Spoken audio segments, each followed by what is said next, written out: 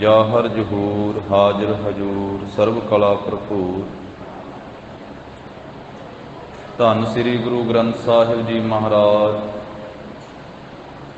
सतगुरां दी अपर अपार कृपा रहमत दा सदका जगत गुरु जाहर पीर जगत गुर बाबा। धन धन श्री गुरु नानक देव साहिब जी महाराज। सतगुरां दे पावन पवित्र अस्थान सचखंड दरबार गुरुद्वारा श्री बेर साहिब जी विखे महाराज साहब जी के चरना कमलों की हाजरी भर रही गुरु की साजी नवाजी हुई साध संगत जीओ। गरीब नवाज साहिब जी ने कृपा की है, अपने अमृतमयी दर्शन बख्शिश किए। सत संगत का अमोलक सुभागा समा प्राप्त होया है। अज गुरु की संगत जी सतगुरु पंचम पातशाह बाणी के बोहित शहीदां दे सिरताज सतगुरु धन धन श्री गुरु अर्जुन देव साहब जी महाराज। धन धन माता गंगा जी तिन्हां दे विआह पुरब दा दिहाड़ा है। अज दे दिन पंचम पातशाह महाराज साहब जी का आनंद कारज सत्कारयोग धन धन बाबा कृष्ण चंद जी तिन्हां दे सपुत्री माता गंगा जी दे नाल होया। मऊ साहब नगर दे विच सतगुरु पंचम पातशाह महाराज गुरसिखां संगतां दे समेत गरीब नवाज सतगुरु बरात लै करके वख-वख थावां ते पड़ा करदियां होइयां संगतां नूं दर्शन देंदियां उपदेश देंदियां निहाल करदियां महाराज साहब जी जिवें मऊ साहब नगर दे विच पहुंचे और महाराज साहब जी दे आनंद कारज तो पहला जो नगर वालियां ने जान बुझ के एक दरख्त तो वढ़ करके ते ओदा किला घट के किले की शक्ल दे दी सी कि साडे पिंड दा रिवाज है जी जिस वेले लाड़ा बरात ले करके आउंदा है तां असीं किला पटाउंदे हां। तुसीं घोड़े ते सवार हो करके पहला किला पुटो ते फिर महाराज साहब आप जी का आनंद कारज आप जी का विआह होवेगा।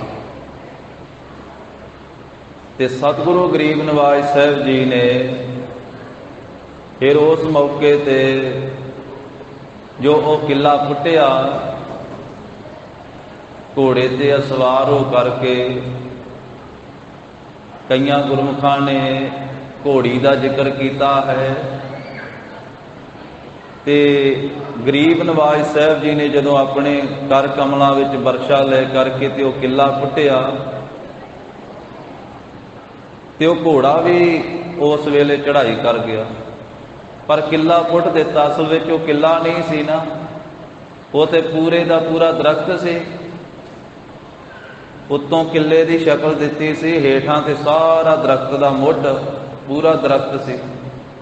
पंचम पातशाह महाराज साहब जी ने वह पुट दिता ते नाल मुख तो वचन भी निकल गया, लो ये तुहाडियां जड़ां भी पुटियां गईयां।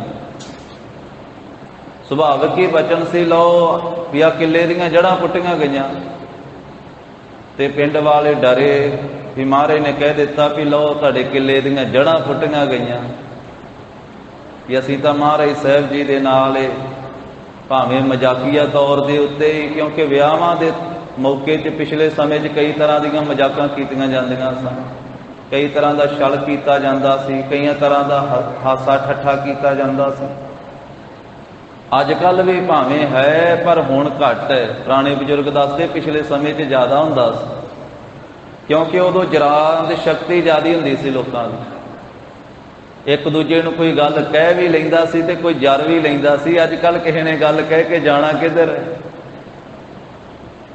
ਨਾ ਹੁਣ ਕਹਿਣ ਦੀ ਗੱਲ ਤੇ ਨਾ ਸੁਣਨ ਦੀ ਗੱਲ ਹੈ। ਹੁਣ ਕੱਲੀਆਂ ਉਮਰਾਂ ਹੀ ਨਹੀਂ ਘਟੀਆਂ, ਕੱਲੇ ਸਰੀਰਾਂ ਦੀ ਤਾਕਤ ਹੀ ਨਹੀਂ ਘਟੀ, ਅੰਦਰਲੀ ਉਹ ਜਰਨ ਵਾਲੀ ਸ਼ਕਤੀ ਵੀ ਘਟੀ ਹੈ। ਤਾਂ ਪਿਛਲੇ ਸਮੇਂ ਵਿੱਚ ਇਸ ਤਰ੍ਹਾਂ ਸੀ। ਫਿਰ ਉਦੋਂ ਵਿਆਹ ਵੀ ਕਈ ਦਿਨ ਹੁੰਦੇ ਸਨ। ਅੱਜ ਕੱਲ੍ਹ ਦਾ ਵਿਆਹ ਤੇ 2 ਘੰਟੇ ਦਾ ਹੀ ਹੈ, ਹੋ ਜਾਂਦਾ ਹੈ, ਇੱਕੇ ਦਿਨ 'ਚ ਹੀ ਸਮਾਪਤੀ ਹੋ ਜਾਂਦੀ ਹੈ। ਪਰ ਉਹਨਾਂ ਦਿਨਾਂ ਦੇ ਵਿਆਹ ਮਹਾਰਾਜ ਸਾਹਿਬ ਜੀ ਦੇ ਵੇਲੇ ਤੱਕ ਕਿੰਨੇ ਦਿਨਾਂ ਦਾ ਵਿਆਹ ਸੀ। ਗੁਰੂ ਸਾਹਿਬ ਜੀ ਬਰਾਤ ਲੈ ਕੇ ਚੱਲੇ ਤੇ ਵੱਖ-ਵੱਖ ਥਾਵਾਂ ਤੇ ਕਈ ਰਾਤਾਂ ਕੱਟੀਆਂ। ਜਿਵੇਂ ਬਿਲਗੇ ਪਿੰਡ ਦਾ ਇਤਿਹਾਸ ਹੈ ਕਿ ਉਹਦੇ ਤੋਂ ਪਹਿਲਾਂ ਮਹਾਰਾਜ ਸਾਹਿਬ ਠਹਿਰੇ ਸੀ। ਉਹਨਾਂ ਪਿੰਡ ਵਾਲਿਆਂ ਨੇ ਵੀ ਕਹਿ ਦਿੱਤਾ ਸੀ ਵੀ ਅੱਗੇ ਇੱਕ ਬੜਾ ਤਗੜਾ ਪਿੰਡ ਹੈ ਜੀ, ਉੱਥੇ ਜਾ ਕੇ ਠਹਿਰ ਜੋ, ਉੱਥੇ ਰਾਤ ਰਹਿ ਪਿਓ। ਉੱਥੇ 7 ਝੁੱਗੀਆਂ ਹੀ ਸੀ। ਉਹਨਾਂ ਨੇ ਚੰਗੀ ਤਰ੍ਹਾਂ ਮਹਾਰਾਜ ਦੀ ਸੇਵਾ ਕੀਤੀ ਤੇ ਨਾਲੇ ਆਪਣਾ ਦੁੱਖ ਦੱਸਿਆ ਵੀ ਸਾਡੇ ਮਹਾਰਾਜ ਝੁੱਗੀਆਂ ਨੂੰ ਅੱਗ ਲੱਗ ਜਾਂਦੀ ਹੈ। ਤੇ ਸਤਿਗੁਰੂ ਜੀ ਨੇ ਬਚਨ ਕਰ ਦਿੱਤਾ ਵੀ ਇਹ ਪਿੰਡ ਬੜਾ ਵਸੇਗਾ। ਹੁਣ 7 ਝੁੱਗੀਆਂ ਦੀ ਥਾਂ ਤੇ 7 ਪੱਤੀਆਂ ਬਣੀਆਂ ਉਸ ਪਿੰਡ ਦੀਆਂ, ਬਿਲਗਾ ਪਿੰਡ। ਉੱਥੇ ਕੁਝ ਨਿਸ਼ਾਨੀਆਂ ਵੀ ਮਹਾਰਾਜ ਸਾਹਿਬ ਜੀ ਦੇ ਕੇ ਗਏ। ਉੱਥੋਂ ਬਾਅਦ ਵਿੱਚ ਮੌ ਸਾਹਿਬ ਨਗਰ ਵਿੱਚ ਗਏ ਸਨ। ਫਿਰ ਜਦੋਂ ਕਿੱਲਾ ਪੁੱਟਿਆ ਤੇ ਨਗਰ ਦੀਆਂ ਸੰਗਤਾਂ ਨੇ ਮਹਾਰਾਜ ਸਾਹਿਬ ਜੀ ਦੇ ਚਰਨਾਂ ਦੇ ਵਿੱਚ ਹਾਜ਼ਰ ਹੋ ਕਰਕੇ ਬੇਨਤੀ ਕੀਤੀ ਕਿ ਮਹਾਰਾਜ ਆਪ ਜੀ ਨੇ ਬਚਨ ਕੀਤਾ ਹੈ ਤੇ ਸਾਡੇ ਤੋਂ ਇਹ ਭੁੱਲ ਹੋ ਗਈ ਹੈ, ਗਲਤੀ ਹੋ ਗਈ ਹੈ। ਤੇ ਗਰੀਬ ਨਵਾਜ਼ ਸਾਹਿਬ ਜੀ ਨੇ ਬਚਨ ਕੀਤਾ ਉਸ ਵੇਲੇ ਫਿਰ ਕਿ ਨਹੀਂ, ਤੁਹਾਡਾ ਨਗਰ ਵਸਦਾ ਰਹੇਗਾ।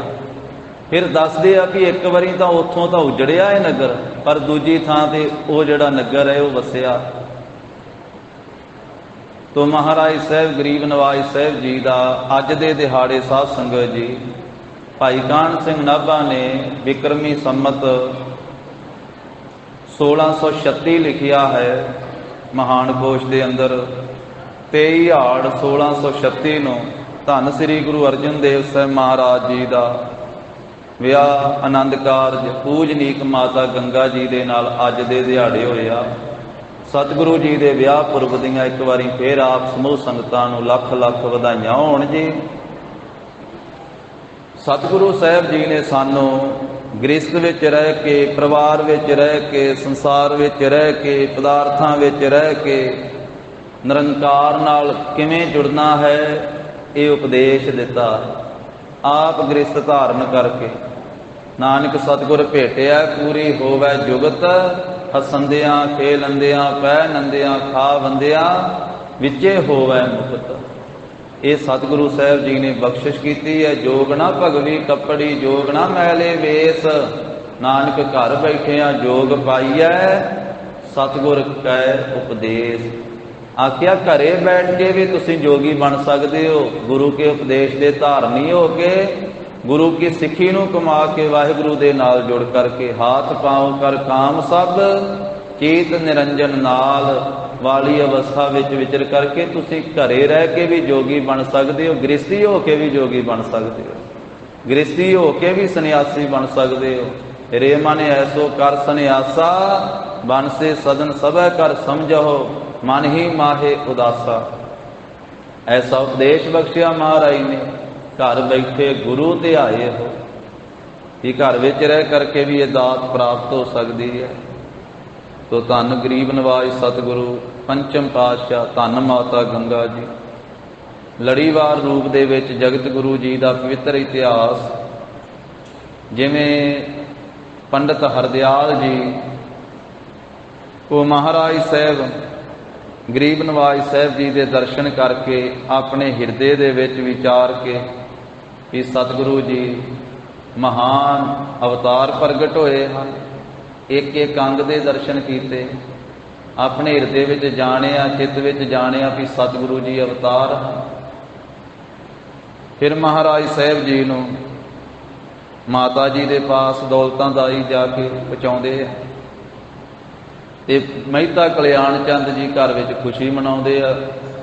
ਦਰਵਾਜ਼ੇ ਦੇ ਉੱਤੇ ਜੋ ਹਰੇ ਪੱਤੇ ਉਹ ਬੰਨੇ ਜਾਂਦੇ ਆ। ਇਸੇ ਤਰ੍ਹਾਂ ਫਿਰ ਮੰਗਣ ਵਾਲੇ ਘਰ ਵਿੱਚ ਆਉਂਦੇ ਆ। ਸੋ ਕਲੀਬ ਖੁਸਰੇ ਆਦਿਕ ਆਉਂਦੇ ਹਨ। घर दे विच खुशियां दा माहौल बनिया पिया है। मਹਿਤਾ कल्याण चंद जी नूं ਵਧਾਈਆਂ मिल रही हैं कि आप जी के घर विच बालक प्रगट होया। इस तों अगे साध संगत जी लड़ीवार रूप विच जो महाराज साहब जी के पवित्र इतिहास के बचन आ रहे हैं, शरधा भावना सहित सरवण करिए। उच्चारण करो जी। सतनाम श्री वाहे गुरु साहिब जी।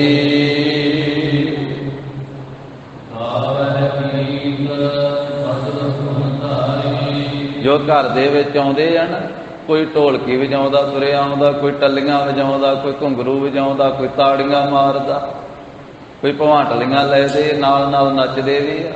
वो मंगण वाले लोग गावह गीत मधुर धुन धारी। फिर मिठी मिठी धुन दे नाल वो गीत भी गाउंदे हन। फिर कहिंदे कि जिवें संसार दा ये रीति रिवाज है, वो सिठणियां भी देंदे हन। कुछ इस तरह के बोल बोलते जिन्हां नूं सिठणियां कहा जाता है।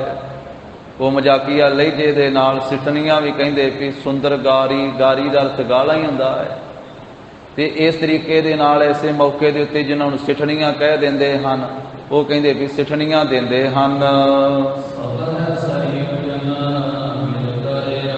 जिथे होर लोग आ रहे आ, भट्ट आदिक आ रहे आ, भंड आ रहे आ, खुसरे आ रहे आ, ते उथे शरीका भाईचारा भी शरीके दे विचों बेदी कुल दे विचों मिल करके माइयां बीबियां आ रही हन।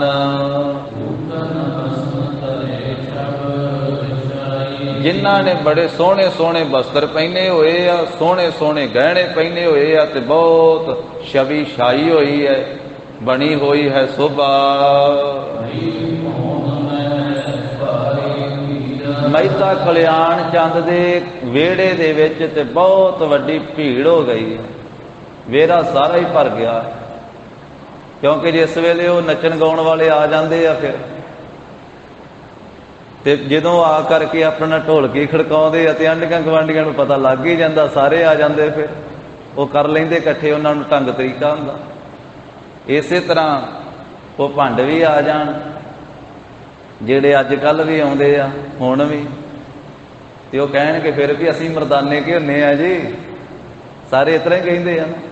पर भाई मरदाना जी नूं ते महाराज साहब जी ने साबत सूरत करके चरण पौल दे करके अपने घर दा कीर्तनिया बना दिता है। ते चलो संसारी तौर ते खानदान वो है, पर भाई मरदाने दी ते बहुत उच्ची पदवी है, बहुत महान। ਤਾਂ ਉਹ ਵੀ ਆ ਜਾਂਦੇ ਆ। ਫਿਰ ਉਹ ਵੀ ਕਈ ਤਰੀਕੇ ਦੇ ਨਾਲ ਉਹਨਾਂ ਨੇ ਹੱਥ 'ਚ ਤਰਪੈਲ ਜੀ ਫੜੀ ਹੁੰਦੀ ਹੈ, ਨਾਲੇ ਮਾਰੀ ਜਾਂਦੇ ਆ, ਖੜਕਾ ਬੜਾ ਕਰਦੇ ਆ, ਨਾਲੇ ਹਸਾਉਂਦੇ ਬੜਾ ਵਾ, ਗੱਲਾਂ ਬਾਤਾਂ ਬੜੀਆਂ ਇਸ ਤਰ੍ਹਾਂ ਦੀਆਂ ਕਰਦੇ। ਤਾਂ ਸਾਰਾ ਘਰ ਜਿਹੜਾ ਮਹਿਤਾ ਕਲਿਆਣ ਚੰਦ ਜੀ ਦਾ ਹੈ ਉਹ ਭਰ ਗਿਆ ਹੈ, ਵਿਹੜਾ ਪੂਰਾ ਭਰ ਗਿਆ ਹੈ। ਬੇਦੀ ਕੁਲ ਪਰਿਵਾਰ, ਮਾਈਆਂ ਬੀਬੀਆਂ ਵੀ ਸਾਰੀਆਂ ਆਈਆਂ ਹਨ। बहुत ही खुशी वाली, बहुत ही उत्साह वाली जिहड़ी है ना धुनी, गैर गंभीर धुनी मਹਿਤਾ कल्याण चंद के घर विच बनी हुई है। क्योंकि उत्थे ढोलकियां खड़क रही, घुंघरू खड़क रहे, ताड़ियां वज रही वा, ते बड़ी गैर गंभीर दी जिहड़ी धुनी बनी हुई है।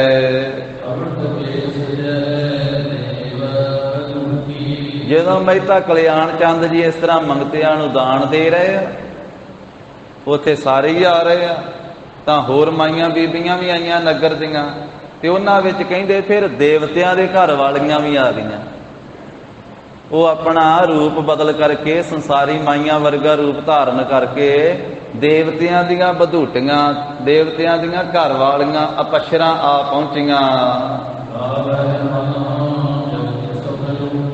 ਉਹ ਵੀ ਕਹਿੰਦੇ ਵੀ ਮਿੱਠੇ ਮਿੱਠੇ ਉਸ ਵੇਲੇ ਬੋਲਾਂ ਦੇ ਨਾਲ ਗਾ ਰਹੀਆਂ ਵਾ, कोई ऐसे शब्द, कोई ऐसे गीत गा रही वा, जानो कि वो जगत के सुख नूं लुट रही हैं।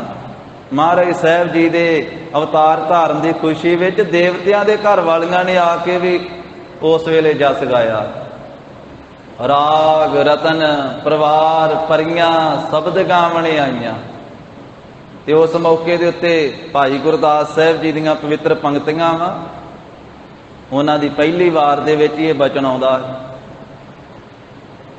ਜਿੱਥੇ ਬਚਨ ਆਇਆ ਹੈ, ਗੜ ਬਗਦਾਦ ਨਿਵਾਏ ਕੈ ਮੱਕਾ ਮਦੀਨਾ ਸਭ ਨਿਵਾਇਆ, ਸਿੱਧ 84 ਮੰਡਲੀ ਖੜ ਦਰਸ਼ਨ ਪਾਖੰਡ ਜਿਣਾਇਆ, ਪਾਤਾਲਾਂ ਆਕਾਸ਼ ਲਖ ਜਿੱਤੀ ਧਰਤੀ ਜਗਤ ਸਬਾਇਆ, ਜਿੱਤੀ ਨਵਖੰਡ ਮੇਦਨੀ ਸਤਨਾਮ ਦਾ ਚੱਕਰ ਫਿਰਾਇਆ, ਦੇਵ ਦਾਨੋ ਰਾਖਸ਼ ਦੈਂਤ ਸਭ ਚਿੱਤ ਗੁਪਤ ਸਭ ਚਰਨੀ ਲਾਇਆ। ਅਗਲਾ ਬਚਨ ਹੈ, ਇੰਦਰਾਸਣ ਅਪਸ਼ਰਾ, ਇੰਦਰਾਸਣ ਅਪਸ਼ਰਾ,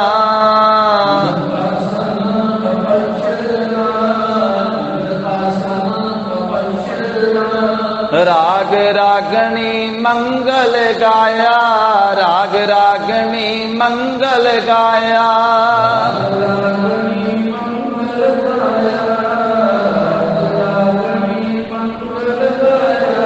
ਇੰਦਰਾਸਣ ਅਪਸ਼ਰਾ, ਇੰਦਰਾਸਣ ਅਪਸ਼ਰਾ,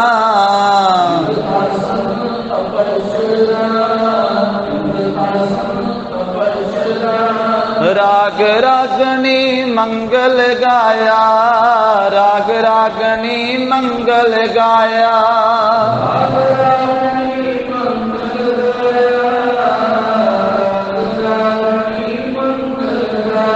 ਭਇਆ ਆਨੰਦ ਜਗਤ ਵਿੱਚ, ਭਇਆ ਆਨੰਦ ਜਗਤ ਵਿੱਚ,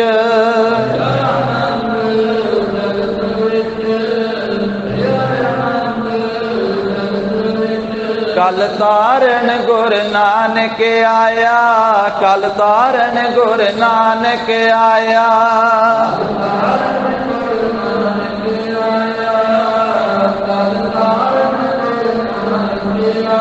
ਕਲ ਤਾਰਨ ਗੁਰ ਨਾਨਕ ਆਇਆ, ਕਲ ਤਾਰਨ ਗੁਰ ਨਾਨਕ ਆਇਆ।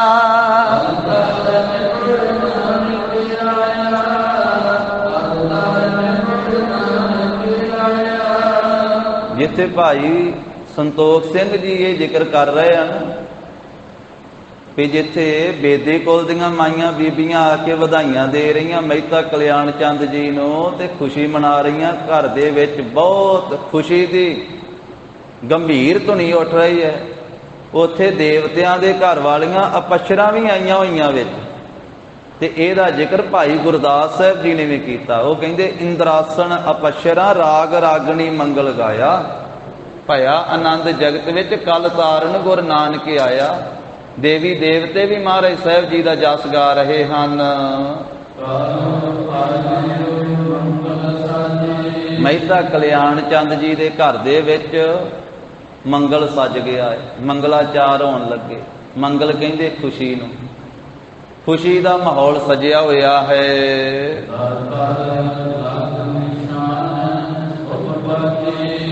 ਮਹਿਤਾ ਜੀ ਦੇ ਦਰਵਾਜ਼ੇ ਦੇ ਬਾਹਰ-ਬਾਹਰ, ਮੁੱਖ ਜਿਹੜਾ ਘਰ ਦਾ ਦਰਵਾਜ਼ਾ ਹੈ ਨਾ, ਉਹਦੇ ਬਾਹਰ-ਬਾਹਰ ਛੋਟੇ ਛੋਟੇ ਨਗਾਰੇ ਵੱਜਣ ਲੱਗ ਪਏ। ਇਹ ਵੀ ਖੁਸ਼ੀ ਦੇ ਮੌਕੇ ਤੇ ਵਜਾਏ ਜਾਂਦੇ ਸਨ। ਛੋਟੇ ਛੋਟੇ ਨਗਾਰੇ ਵਜਾਏ ਜਾ ਰਹੇ ਹਨ। ਇਹ ਕਿਉਂ ਵਜਾਏ ਜਾਂਦੇ ਸੀ? ਇਹ ਤਾਂ ਵਜਾਏ ਜਾਂਦੇ ਸੀ ਵੀ ਪਤਾ ਲੱਗ ਜਾਵੇ ਇਸ ਘਰ ਦੇ ਵਿੱਚ ਕੋਈ ਖੁਸ਼ੀ ਹੈ, ਕੋਈ ਉਤਸ਼ਾਹ ਹੈ। ਲੜੀਆਂ ਵੀ ਤਾਂ ਬੰਨੀਆਂ ਜਾਂਦੀਆਂ ਸੀ, ਉਹ ਤੋਰਨਾ ਹਰੇ ਪੱਤੇ ਵੀ ਤਾਂ ਬੰਨੇ ਜਾਂਦੇ ਸੀ। ਉਹਦੇ ਤੋਂ ਵੀ ਪਤਾ ਲੱਗਦਾ ਸੀ ਵੀ ਇਸ ਘਰ ਦੇ ਵਿੱਚ ਬਾਲਕ ਜਨਮਿਆ ਹੈ। ਤੇ ਫਿਰ ਇਸੇ ਤਰ੍ਹਾਂ ਇਹ ਛੋਟੇ ਨਗਾਰੇ ਵਜਾਏ ਜਾਂਦੇ ਸੀ ਦਰਵਾਜ਼ੇ ਤੇ, ਪਤਾ ਲੱਗ ਜਾਵੇ ਸਾਰਿਆਂ ਨੂੰ। ਅੱਜ ਕੱਲ੍ਹ ਤੇ ਆ ਲਾਊਡ ਸਪੀਕਰ ਵਾ ਨਾ, ਹੁਣ ਤੇ ਇਹਦੇ ਰਾਹੀਂ ਪਤਾ ਲੱਗ ਜਾਂਦਾ। ਪਰ ਉਹਨਾਂ ਦਿਨਾਂ ਦੇ ਵਿੱਚ ਕੋਈ ਆਵਾਜ਼ ਦੇਣੀ ਹੁੰਦੀ ਸੀ ਤੇ ਢੋਲ ਖੜਕਾ ਕੇ ਹੀ ਦਿੰਦੇ ਹੁੰਦੇ ਸੀ, ਨਗਾਰੇ ਵਜਾ ਕੇ ਹੀ ਦਿੰਦੇ ਹੁੰਦੇ ਸੀ। ਕੋਈ ਦੱਸਣੀ ਹੈ ਕੋਈ ਗੱਲ ਤਾਂ ਉਹ ਛੋਟੇ ਨਗਾਰੇ ਜਿਹੜੇ ਉਹ ਵੱਜ ਰਹੇ ਹਨ। ਤੇ ਫਿਰ ਢਾਡੀ ਆ ਗਏ, ਭਾਟ ਆ ਗਏ, ਭੱਟ ਜਿਹੜੇ ਸਾਰੇ ਖਾਨਦਾਨ ਦਾ ਹੀ ਜ਼ਿਕਰ ਕਰ ਦਿੰਦੇ ਹੁੰਦੇ ਸੀ। ਭੱਟ ਪਿੱਛੋਂ ਲੈ ਕਰਕੇ, ਭੱਟ ਵਈਆਂ ਅੱਜ ਵੀ ਪੜ੍ਹਨ ਨੂੰ ਮਿਲਦੀਆਂ ਵਾ। ਉਹ ਸਾਰੇ ਖਾਨਦਾਨ ਦਾ ਹੀ ਜ਼ਿਕਰ ਕਰ ਦਿੰਦੇ ਪਿੱਛੋਂ ਲੈ ਕਰਕੇ, ਬਹੁਤ ਦੂਰ ਤੀਕ ਦਾਦੇ ਪੜਦਾਦਿਆਂ ਦਾ। ਤਾਂ ਉਹ ਭੱਟ ਵੀ ਆ ਗਏ ਤੇ ਹੋਰ ਮੰਗਣ ਵਾਲੇ ਵੀ ਆ ਗਏ ਤੇ ਢਾਡੀ ਵੀ ਆ ਗਏ।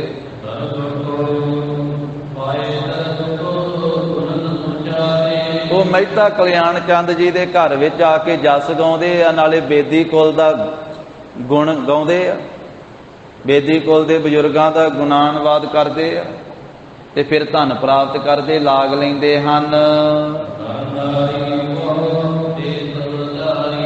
ਮਾਈ ਭਾਈ ਬਹੁਤਿਆਰੇ ਆ ਕਰਕੇ ਬਾਬਾ ਜੀ ਨੂੰ ਵਧਾਈਆਂ ਦੇ ਰਹੇ ਹਨ। ਮਹਿਤਾ ਕਲਿਆਣ ਚੰਦ ਜੀ ਦੇ ਦਰਵਾਜ਼ੇ ਤੇ ਬਹੁਤ ਜ਼ਿਆਦਾ ਭੀੜ ਲੱਗ ਗਈ ਹੈ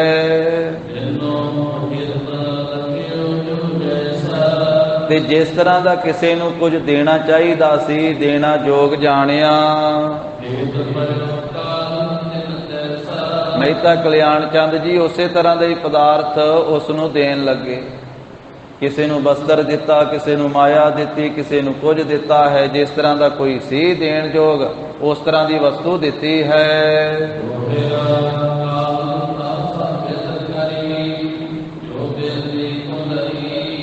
ਸਤਿਕਾਰਯੋਗ ਬਾਬਾ ਕਾਲੂ ਜੀ ਨੇ ਉਹ ਸਾਰੀ ਵਿਧੀ ਕੀਤੀ ਜੋ ਬੇਦੀ ਕੁਲ ਦੀ ਰਹੁ ਰੀਤ ਸੀ।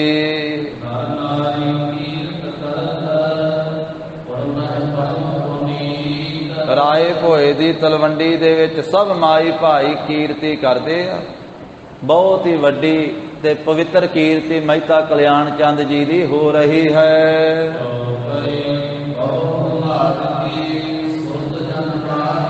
ਉਹ ਕੀਰਤੀ ਕਿਹੜੀ ਕਰ ਰਹੇ ਆ? ਕਹਿੰਦੇ ਵੀ ਪਹਿਲਾਂ ਵੀ ਬੜੇ ਬੜੇ ਧਨਾੜ ਲੋਕਾਂ ਦੇ ਘਰ ਵਿੱਚ ਪੁੱਤਰ ਪੈਦਾ ਹੋਏ, ਬਹੁਤ ਸ਼ਾਹੂਕਾਰਾਂ ਦੇ ਘਰੇ ਪੁੱਤਰ ਪੈਦਾ ਹੋਏ ਆ, ਬਹੁਤ ਵੱਡੇ ਵੱਡੇ ਅਮੀਰ ਲੋਕਾਂ ਦੇ ਘਰੇ ਪਹਿਲਾਂ ਵੀ ਪੁੱਤਰ ਹੋਏ ਹਨ।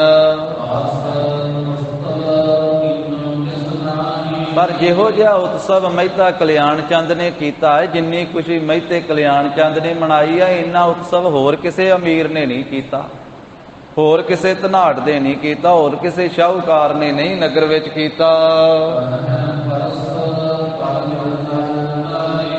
ਨਗਰ ਦੇ ਮਾਈ ਭਾਈ ਆਪਸ ਵਿੱਚ ਮਿਲ ਮਿਲ ਕੇ ਇਸ ਤਰ੍ਹਾਂ ਸੋਭਾ ਕਰਦੇ ਆ, ਕੀਰਤੀ ਕਰਦੇ ਮਹਿਤਾ ਕਲਿਆਣ ਚੰਦ ਜੀ ਦੀ। ਕਹਿੰਦੇ ਕੋਈ ਉਜਲੇ ਕਰਮਾਂ ਵਾਲਾ ਹੀ ਪੁੱਤਰ ਪੈਦਾ ਹੋਇਆ ਮਹਿਤਾ ਕਲਿਆਣ ਚੰਦ ਦੇ ਘਰੇ, ਕੋਈ ਰੌਸ਼ਨ ਕਰਮਾਂ ਵਾਲਾ, ਕੋਈ ਵੱਡੇ ਭਾਗਾਂ ਵਾਲਾ ਹੀ ਪੁੱਤਰ ਪੈਦਾ ਹੋਇਆ ਹੈ। ਕਹਿੰਦੇ ਵੀ ਜੋ ਕੁਲ ਦੀ ਖਾਨਦਾਨ ਦੀ ਚਾਲੀ ਸੀ ਨਾ, ਚਾਲੀ ਵੀ ਪਿੱਛੋਂ ਚੱਲੀ ਆਉਂਦੀ ਰੀਤ, ਉਹ ਖਸ਼ਟੀ ਕੀਤੀ ਹੈ। ਖਸ਼ਟ ਕਹਿੰਦੇ 6 ਨੂੰ, ਕਿ 6 ਦਿਨ ਦੇ ਜਿਸ ਵੇਲੇ ਮਹਾਰਾਜ ਸਾਹਿਬ ਜੀ ਹੋ ਗਏ, ਉਸ ਵੇਲੇ ਫਿਰ ਨਗਰ ਵਾਲਿਆਂ ਨੂੰ ਕੋਈ ਪ੍ਰਸ਼ਾਦਾ ਪਾਣੀ ਛਕਾਇਆ, ਕੋਈ ਮਿੱਠੇ ਪਦਾਰਥ ਛਕਾਏ। ਜੋ ਰੀਤ ਸੀ ਕੁਲ ਦੀ ਖਾਨਦਾਨ ਦੀ, ਕਹਿੰਦੇ ਫਿਰ ਛੱਜ ਦੇ ਵਿੱਚ ਚੌਲ ਪਾ ਕਰਕੇ ਤੇ ਉਹਨਾਂ ਨੂੰ ਉਹਨਾਂ ਦੀ ਵਰਖਾ ਕੀਤੀ ਹੈ। ਇਸੇ ਪ੍ਰਕਾਰ ਹੋਰ ਜੋ ਰਹੁ ਰੀਤ ਸੀ, 6 ਜੋਗਣੀਆਂ, 64 ਜੋਗਣੀਆਂ ਵਨ, ਉਹਨਾਂ ਵਿੱਚੋਂ 6 ਮੁੱਖ ਰੱਖ ਕਰਕੇ ਤੇ ਸਨਾਤਨ ਮਤ ਵਿੱਚ ਉਹਨਾਂ ਦੀ ਪੂਜਾ ਕੀਤੀ ਜਾਂਦੀ ਹੈ। ਉਹ ਵੀ ਕਹਿੰਦੇ ਕੁਲ ਦੀ ਰੀਤ ਜਿਹੜੀ ਕੀਤੀ ਹੈ, ਉਹਨਾਂ ਦੀ ਪੂਜਾ ਪ੍ਰਤਿਸ਼ਠਾ ਜਿਸ ਤਰ੍ਹਾਂ ਮਹਿਤਾ ਦੀ ਕਰਨੀ ਸੀ ਉਹ ਕੀਤੀ ਹੈ ਤੇ ਆਪਣੇ ਪੁੱਤਰ ਦੀ ਰਾਜੀ ਖੁਸ਼ੀ ਮੰਗੀ ਹੈ ਮੱਥਾ ਟੇਕ ਕਰਕੇ। ਕਿਉਂਕਿ ਸੁਭਾਵਕ ਹੀ ਇਹ ਸਾਰਾ ਕੁਝ ਸਾਧ ਸੰਗਤ ਜੀ ਜੋ ਪਿੱਛੇ ਚੱਲਿਆ ਆਉਂਦਾ ਸੀ ਨਾ ਖਾਨਦਾਨ ਦੇ ਵਿੱਚ, ਉਹ ਕਰਨਾ ਹੀ ਸੀ, ਉਹ ਹੋਣਾ ਹੀ ਸੀ। ਮਹਾਰਾਜ ਸਾਹਿਬ ਜੀ ਨੇ ਜਿਸ ਵੇਲੇ ਉਪਦੇਸ਼ ਦੇਣਾ ਆਰੰਭ ਕੀਤਾ ਤੇ ਫਿਰ ਜੋ ਕੁਝ ਕਰਦੇ ਸੀ ਫਿਰ ਰੋਕੀ ਗਏ ਮਹਾਰਾਜ ਨਾਲੋਂ ਨਾਲ, ਪਿਤਾ ਜੀ ਆ ਵੀ ਨਹੀਂ ਕਰਨਾ, ਆ ਵੀ ਨਹੀਂ ਕਰਨਾ, ਫਿਰ ਰੋਕਿਆ।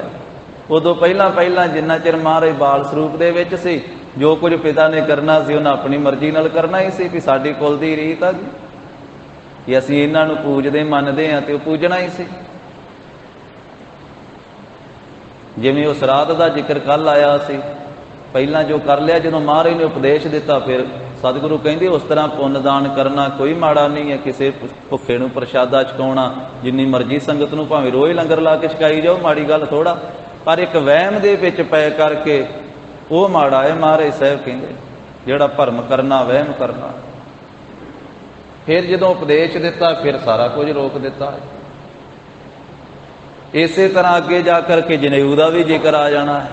ਜਨੇਊ ਪਵਾਉਣ ਲੱਗੇ ਸੀ ਨਾ, ਜੇ ਪਾਉਂਦੇ ਸੀ ਤਾਂ ਹੀ ਪਵਾਉਣ ਲੱਗੇ ਸੀ। ਜੋ ਕੁਝ ਕੰਮ ਕੀਤਾ ਜਾਂਦਾ ਹੈ ਖਾਨਦਾਨ ਵਿੱਚ ਉਹੀ ਕਰਨਾ ਸੀ ਨਾ। ਪਹਿਲੋਂ ਜਨੇਊ ਪਾਏ ਜਾਂਦੇ ਸੀ ਕੁਲ ਦੇ ਵਿੱਚ, ਤੇ ਤਾਂ ਹੀ ਉਹਨਾਂ ਨੇ ਸਾਰਾ ਪ੍ਰਬੰਧ ਕੀਤਾ ਸੀ। ਤੇ ਮਹਾਰਾਜ ਕਹਿ ਦਿੱਤਾ ਵੀ ਨਹੀਂ, ਸਿੱਧਾ ਨਹੀਂ ਆਖਿਆ ਵੀ ਅਸੀਂ ਨਹੀਂ ਪਾਉਣਾ। ਉਹ ਅੱਗੇ ਜਾ ਕੇ ਸਾਰਾ ਖੁਲਾਸਾ ਹੋਵੇਗਾ ਜਦੋਂ ਉਹ ਪ੍ਰਸੰਗ ਆਇਆ। ਉਦੋਂ ਕਹਿ ਦਿੱਤਾ ਸੀ ਕਿ ਸਾਨੂੰ ਇਹੋ ਜਿਹਾ ਜਨੇਊ ਪਾਓ ਜਿਹਦੇ ਵਿੱਚ ਦਇਆ ਹੋਵੇ, ਸੰਤੋਖ ਹੋਵੇ, ਜਤ ਤੇ ਸੱਤ ਹੋਵੇ। ਇਹ ਸ਼ੁਭ ਗੁਣਾਂ ਦਾ ਜਨੇਊ। ਸ਼ਲੋਕ ਮਹੱਲਾ ਪਹਿਲਾ। ਦਇਆ ਕਪਾਹ ਸੰਤੋਖ ਸੂਤ ਜਤ ਗੰਢੀ ਸੱਤ ਵਾਟ। ਇਹੋ ਜਨੇਊ ਜੀ ਕਾ ਹਈ ਤਾਂ ਪਾਂਡੇ ਘੱਤ। ਕਹਿਣ ਤੋਂ ਭਾਵ ਇਹ ਕਿ ਜੋ ਪਰਿਵਾਰ ਦੀ ਰਹੁ ਰੀਤ ਸੀ, ਬਜ਼ੁਰਗਾਂ ਤੋਂ ਚੱਲੀ ਆਉਂਦੀ ਸੀ, ਉਹਨਾਂ ਨੇ ਕਰਨੀ ਹੀ ਸੀ। ਇੱਥੇ ਉਹਨਾਂ ਨੇ ਉਹ ਸਾਰਾ ਕੁਝ ਕੀਤਾ ਹੈ। ਤੇ ਜਦੋਂ 13 ਦਿਨ ਹੋ ਗਏ ਪੂਰੇ, 13ਵੇਂ ਦਿਨ ਫਿਰ ਕਹਿੰਦੇ ਵੀ ਗਿਣਤੀ ਮਿਣਤੀ ਕਰਕੇ ਪੰਡਤ ਹਰਦਿਆਲ ਵੀ ਆ ਗਿਆ ਘਰੇ। 13 ਦਿਨ ਤੀਕ ਆਪਣੇ ਘਰ ਵਿੱਚ ਵਿਚਾਰ ਕਰਦਾ ਰਿਹਾ ਮਹਾਰਾਜ ਦਾ ਨਾਮ ਰੱਖਣ ਵਾਸਤੇ। ਆਪਣੀ ਵਿਦਿਆ ਪੜ੍ਹਦਾ ਰਿਹਾ, ਵਿਚਾਰਦਾ ਰਿਹਾ ਵੀ ਕਿਹੜਾ ਨਾਮ ਰੱਖਿਆ ਜਾਵੇ। ਤੇ 13ਵੇਂ ਦਿਨ ਮਹਿਤਾ ਕਲਿਆਣ ਚੰਦ ਜੀ ਨੂੰ ਖਬਰ ਦੇ ਦਿੱਤੀ ਹੈ ਵੀ ਮੈਂ ਆ ਰਿਹਾ ਹਾਂ।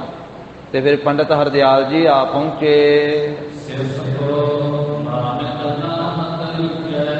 ਪੰਡਤ ਹਰਦਿਆਲ ਨੇ, ਜੋ ਇਸ ਪਰਿਵਾਰ ਦਾ ਬੇਦੀ ਕੁਲ ਦਾ ਪ੍ਰੋਹਤ ਸੀ, ਬੇਦੀ ਕੁਲ ਦਾ ਪ੍ਰੋਹਤ, ਤੇ ਇਸ ਪਰਿਵਾਰ ਨੂੰ ਆਪਣਾ ਜਜਮਾਨ ਕਹਿੰਦਾ ਸੀ। ਤਾਂ ਪੰਡਤ ਹਰਦਿਆਲ ਨੇ ਆ ਕਰਕੇ ਦੱਸਿਆ ਕਿ ਮਹਿਤਾ ਜੀ ਆਪਣੇ ਪੁੱਤਰ ਦਾ ਨਾਮ ਨਾਨਕ ਰੱਖ ਦਿਓ। ਮੈਂ ਵਿਚਾਰ ਕਰਕੇ ਨਾਨਕ ਨਾਮ ਕੱਢਿਆ ਹੈ, ਇਸ ਕਰਕੇ ਤੁਸੀਂ ਆਪਣੇ ਪੁੱਤਰ ਦਾ ਨਾਮ ਨਾਨਕ ਰੱਖਣਾ ਕਰੋ। ਤੇ ਤੁਹਾਡੇ ਪੁੱਤਰ ਦੇ ਬਰਾਬਰ ਕੋਈ ਨਹੀਂ ਹੋ ਸਕਦਾ।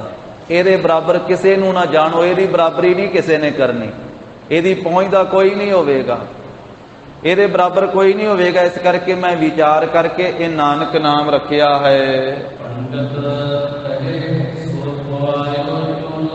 ਫਿਰ ਪੰਡਤ ਨੇ ਕਹਿ ਕਰਕੇ ਵੀ ਅੱਜ 13 ਦਿਨ ਹੋ ਗਏ ਆ, ਤੇ ਆਪਣੇ ਪੁੱਤਰ ਸ੍ਰੀ ਨਾਨਕ ਜੀ ਨੂੰ, ਜਿਨ੍ਹਾਂ ਦਾ ਹੁਣੇ ਨਾਮ ਆਪਾਂ ਨਾਨਕ ਰੱਖਿਆ ਹੈ, ਉਹਨਾਂ ਨੂੰ ਅੱਜ ਚੋਲਾ ਪਾ ਦਿਓ।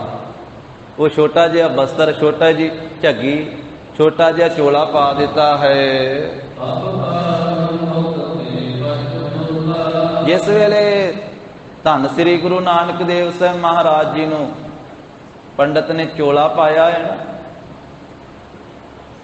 ਤੇ ਫਿਰ ਉਪਰੰਤ ਨਾਮ ਰੱਖਣ ਤੋਂ ਹਾਲੇ ਰੱਖਿਆ ਨਹੀਂ, ਹਾਲੇ ਦੱਸਿਆ ਹੀ ਹੈ ਪੰਡਤ ਜੀ ਨੇ ਵੀ ਨਾਨਕ ਰਾਮ ਰੱਖ ਦਿਓ ਆਪਣੇ ਪੁੱਤਰ ਦਾ।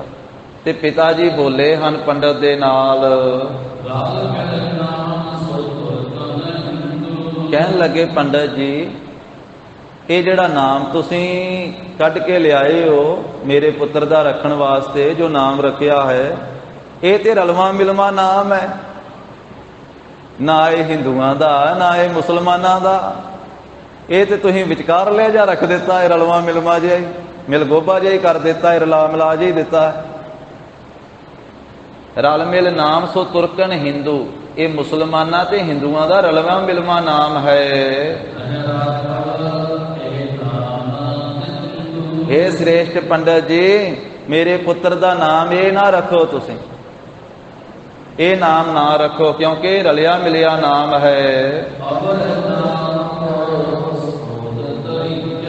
ਤੁਸੀਂ ਫੇਰ ਵਿਚਾਰ ਕਰੋ, ਸੋਧ ਕੇ ਨਾ ਵਿਚਾਰ ਕਰਕੇ ਮੇਰੇ ਪੁੱਤਰ ਦਾ ਹੋਰ ਕੋਈ ਨਾਮ ਰੱਖੋ।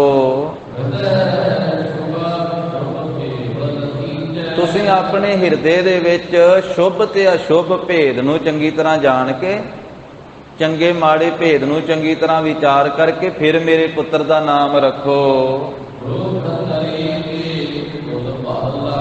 ਨਾਲੇ ਪੰਡਤ ਜੀ ਤੁਹਾਨੂੰ ਪਤਾ ਤੇ ਹੈ ਅਸੀਂ ਖੱਤਰੀ ਹਾਂ, ਇਸ ਕਰਕੇ ਸਾਨੂੰ ਖੱਤਰੀਆਂ ਨੂੰ, ਜਿਹੜੇ ਖੱਤਰੀਆਂ ਦੀ ਕੁਲ ਦੇ ਵਿੱਚ ਚੰਗਾ ਲੱਗੇ ਨਾਮ ਉਹ ਰੱਖੋ। ਕਿ ਕੋਈ ਲਾਓ ਪਿਛੇ ਕੁਮਾਰ, ਕੋਈ ਸ਼ਰਮਾ, ਤੁਸੀਂ ਤੇ ਸਿੱਧਾ ਹੀ ਨਾਨਕ ਨਾਮ ਰੱਖ ਦਿੱਤਾ ਹੈ। ਜੋ ਸਾਡੇ ਖੱਤਰੀਆਂ ਦੇ ਕੁਲ ਦੇ ਵਿੱਚ ਚੰਗਾ ਲੱਗੇ ਉਹ ਨਾਮ ਰੱਖੋ।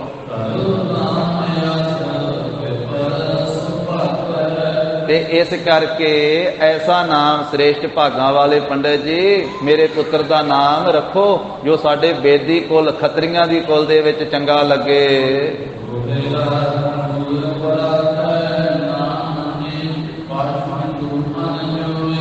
ਤੇ ਪਹਿਲਾਂ ਵੀ ਜੋ ਬਜ਼ੁਰਗ ਰੱਖਦੇ ਆਏ ਆ, ਸਾਡੇ ਹਿੰਦੂ ਮਤ ਦੇ ਵਿੱਚ ਜੋ ਹਿੰਦੂਆਂ ਦੇ ਪੱਖ ਦੇ ਨਾਮ ਵਾ, ਤੁਸੀਂ ਉਸ ਵਿਚਾਰ ਦੇ ਨਾਲ ਰੱਖੋ ਨਾ ਜੋ ਹਿੰਦੂਆਂ ਦੇ ਪੱਖ ਦੇ ਨਾਮ ਹੋਣ, ਜੋ ਪੂਰਬ ਪਹਿਲਾਂ ਵੀ ਬਜ਼ੁਰਗ ਵੱਡੇ ਵਡੇਰੇ ਰੱਖਦੇ ਆਏ ਹਨ।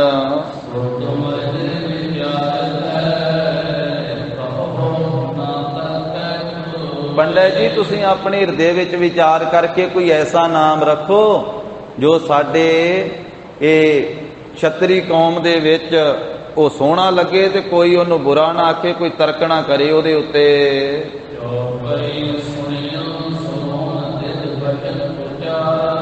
ਪਿਤਾ ਮਹਿਤਾ ਕਲਿਆਣ ਚੰਦ ਜੀ ਦੇ ਇਹ ਬੋਲ ਸੁਣ ਕਰਕੇ ਪੰਡਤ ਹਰਦਿਆਲ ਨੇ ਆਖਿਆ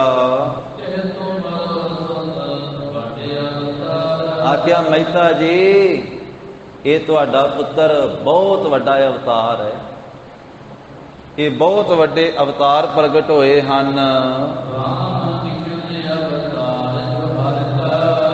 ਮੈਂ ਆਪਣੇ ਘਰੇ ਜਾ ਕਰਕੇ 13 ਦਿਨ ਜੋ ਵਿਚਾਰ ਕਰਦਾ ਰਿਹਾ ਉਹਦੇ 'ਚ ਇਹੀ ਵਿਚਾਰ ਕੀਤੀ ਹੈ। ਮੈਂ ਵਿਦਿਆ ਆਪਣੀ ਪੜ੍ਹ ਕੇ ਚੰਗੀ ਤਰ੍ਹਾਂ ਸਮਝ ਕੇ ਕਿ ਜੋ ਸ੍ਰੀ ਰਾਮਚੰਦਰ ਜੀ ਜੋ ਤ੍ਰੇਤੇ ਯੁੱਗ ਦੇ ਵਿੱਚ ਅਵਤਾਰ ਹੋਏ ਆ ਤੇ ਜੋ ਸ੍ਰੀ ਕ੍ਰਿਸ਼ਨ ਜੀ ਜੋ ਦੁਆਪਰ ਯੁੱਗ ਦੇ ਵਿੱਚ ਅਵਤਾਰ ਹੋਏ ਆ, ਰਾਮ ਕ੍ਰਿਸ਼ਨ ਅਵਤਾਰ ਜੋ ਹਰਕਾ ਜੋ ਸ੍ਰੀ ਵਿਸ਼ਨੂੰ ਜੀ ਦੇ ਅਵਤਾਰ ਹੋਏ ਹਨ,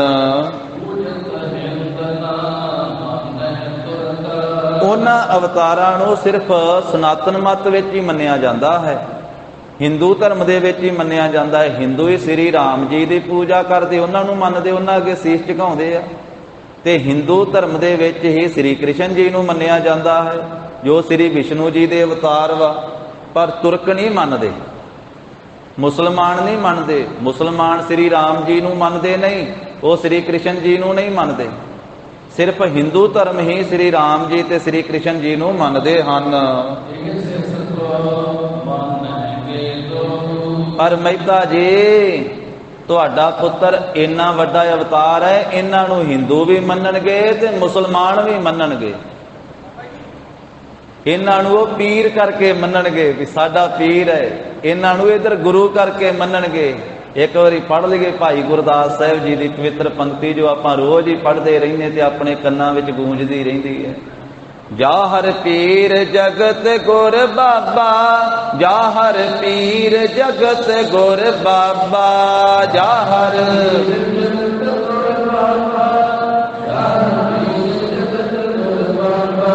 ਜਾ ਹਰ ਪੀਰ ਜਗਤ ਗੁਰ ਬਾਬਾ, ਜਾ ਹਰ ਪੀਰ ਜਗਤ ਗੁਰ ਬਾਬਾ।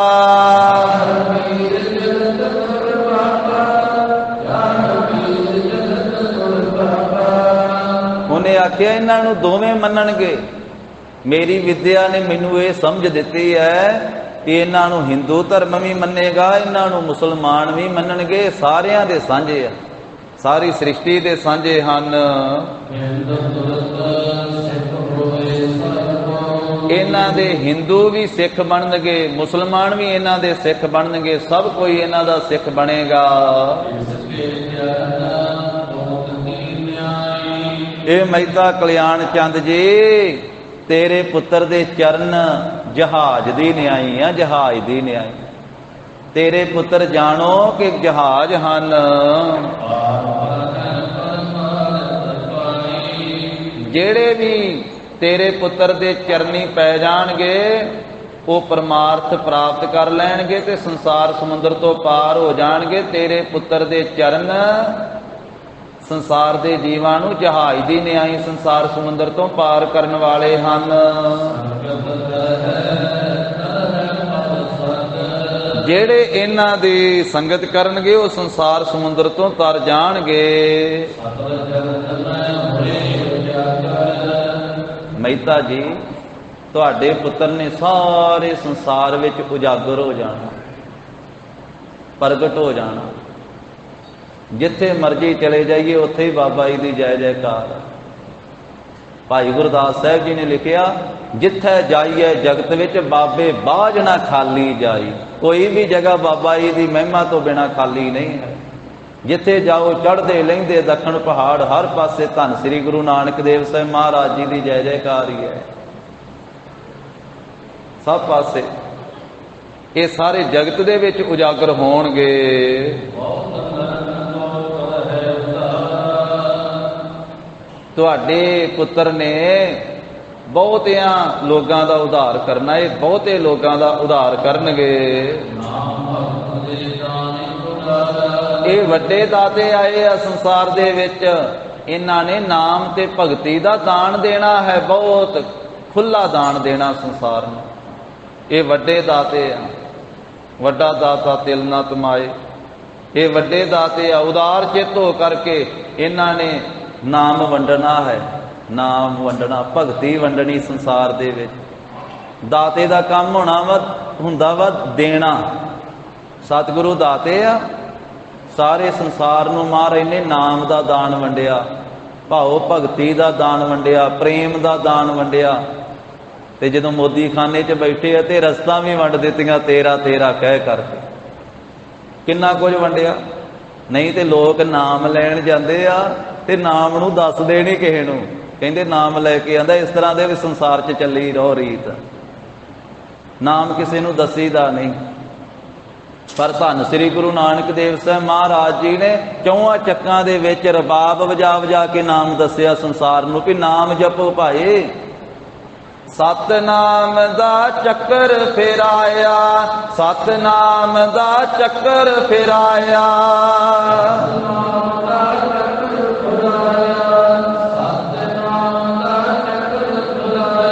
ਕਲ ਯੁਗ ਬਾਬੇ ਤਾਰਿਆ, ਕਲ ਯੁਗ ਬਾਬੇ ਤਾਰਿਆ,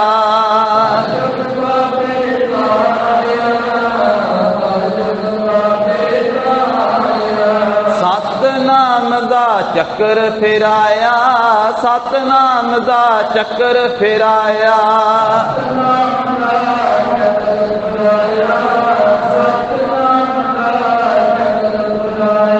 ਧੰਨ ਸ੍ਰੀ ਗੁਰੂ ਨਾਨਕ ਦੇਵ ਸਾਹਿਬ ਮਹਾਰਾਜ ਨੇ ਤਾਂ ਕਿਸੇ ਸਿੱਖ ਨੂੰ ਨਹੀਂ ਆਖਿਆ ਵੀ ਤੂੰ ਅੱਗੇ ਨਾਮ ਨਾ ਦੱਸੀ। ਮਹਾਰਾਜ ਕਹਿੰਦੇ ਅਸੀਂ ਤੇ ਉਹਦੇ ਚਰਨਾਂ ਦੀ ਧੂੜ ਲਵਾਂਗੇ, ਜਿਹੜਾ ਆਪ ਵੀ ਜਪੇਗਾ ਤੇ ਅੱਗੇ ਵੀ ਜਪਾਵੇਗਾ। ਗੁਰੂ ਸਾਹਿਬ ਦੇ ਘਰ ਦਾ ਇਹ ਉਪਦੇਸ਼ ਹੈ। ਜਨ ਨਾਨਕ ਧੂੜ ਮੰਗੈ ਤਿਸ ਗੁਰ ਸਿੱਖ ਕੀ, ਜੋ ਆਪ ਜਪੈ ਅਵਰਹਿ ਨਾਮ ਜਪਾਵੇ। ਮਹਾਰਾਜ ਨੇ ਆਖਿਆ ਪਰਕਰਮਾ ਕਰਾਂਗੇ, ਸਦਕੇ ਜਾਵਾਂਗੇ ਉਹਦੇ ਤੋਂ। ਹਉ ਕੁਰਬਾਨੇ ਜਾਓ ਮਿਹਰਬਾਨਾ, ਹਉ ਕੁਰਬਾਨੇ ਜਾਓ, ਹਉ ਕੁਰਬਾਨੇ ਜਾਓ। ਤਿਨਾ ਕਹਿ ਲੈਣ ਜੋ ਤੇਰਾ ਨਾਉ, ਲੈਣ ਜੋ ਤੇਰਾ ਨਾਉ। ਤਿਨਾ ਕਹਿ ਹਉ ਸਦ ਕੁਰਬਾਨੇ ਜਾਓ। ਪੰਡਤ ਹਰਦਿਆਲ ਜੀ ਕਹਿੰਦੇ ਇਹਨਾਂ ਨੇ ਨਾਮ ਭਗਤੀ ਦਾ ਦਾਨ ਦੇਣਾ ਸਾਰੇ ਸੰਸਾਰ ਦੇ ਵਿੱਚ।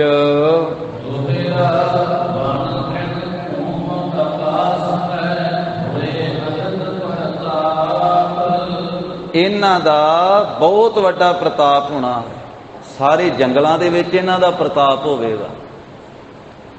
ਤ੍ਰਿਣ ਕੱਖਾਂ ਦੇ ਵਿੱਚ ਵੀ ਇਹਨਾਂ ਦਾ, ਘਾਹ ਦੇ ਵਿੱਚ ਵੀ ਇਹਨਾਂ ਦਾ ਪ੍ਰਤਾਪ ਹੋਵੇਗਾ।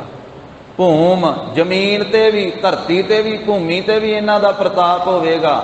ਆਕਾਸ਼ ਵਿੱਚ ਵੀ ਇਹਨਾਂ ਦਾ ਪ੍ਰਤਾਪ ਹੋਵੇਗਾ। ਹੋਏ ਅਧਿਕ ਪ੍ਰਤਾਪ, ਬਹੁਤ ਵਧੇਕ ਪ੍ਰਤਾਪ ਹੋਵੇਗਾ। ਧਰਤੀ ਆਕਾਸ਼ ਤੇ ਜੰਗਲਾਂ ਵਿੱਚ ਸਾਰੇ ਚਾਰ ਚੁਫੇਰੇ।